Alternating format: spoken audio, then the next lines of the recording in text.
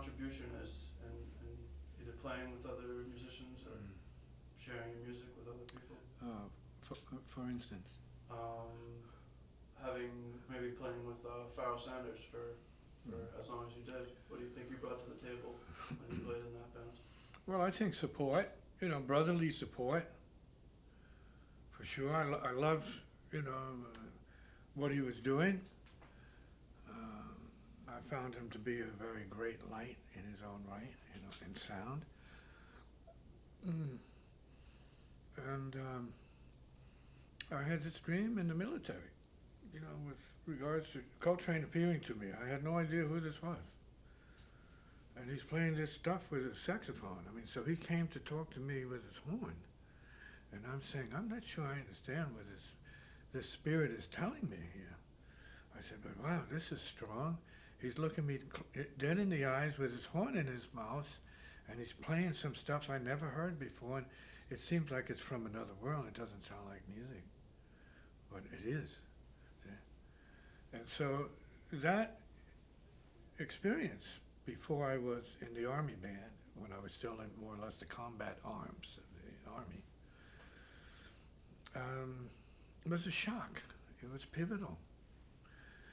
And one thing led to another after that awakening or psychic experience or event, or spiritual event, whatever, awakening, that I was led to the Army band, and I was there with people who knew John Coltrane, and the pieces started falling, and everybody singing "A Love Supreme," and I'm saying, whoa, this makes sense. And see, so I was psychically brought into it by the spirit of John Coltrane, according to my experience. Nothing I wanted to do, nothing I was interested in. All of a sudden, like many of the things that happened to me, I'm hooked in the back and I'm lifted off. I don't want to go, but hey, here we go. So more importantly, with Pharoah, he never taught me anything. We never talked about music except just playing. We were friends. He knew my family, I knew his family. We were very close friends. I knew his family, he knew my family. He knew my kids, he knew my mother. Everybody loved each other. But I was there to push. See, I was there to push. Born a drummer, I have that volcanic energy in me from birth, through my father. And it's a purging energy. It's not musical gratification and satisfaction and a few minutes and then it's over, it's done. You take your bow and you look good and you're in your tuxedo, right? And your new, Gucci glasses or whatever it is you do. No, this is different from that. This is power sharing, right? This is really native sharing of the forces of sound, which is very different. Force of sound. We're not talking just musical, entertainment or amusement, intellectual, all of that's good, but that suppresses what I do and where I'm coming from.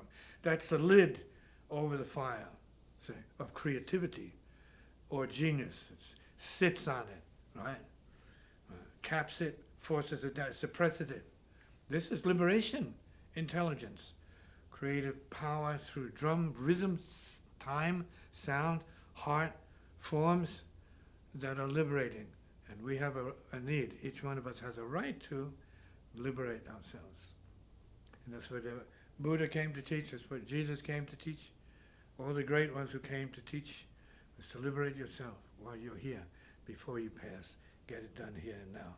So my work has been not only to push with the music, pushing behind, as all my records show, I'm pushing harder than most people think you ought to push, but that's my nature as a drummer. But also pushing thought and feeling to the people. Say, no, we're here for realization. Believe it or not, we're here to realize beyond our suffering based upon our, let's say, self-imprisonment, self-created suffering. We have to go beyond that. Because you're a better person if you do that. Your music is better, and people will feel more release and relief, see, when they hear your music, that enables them to feel the freedom of the spirit that everyone is here. And everyone is born to experience, but not everyone has access to.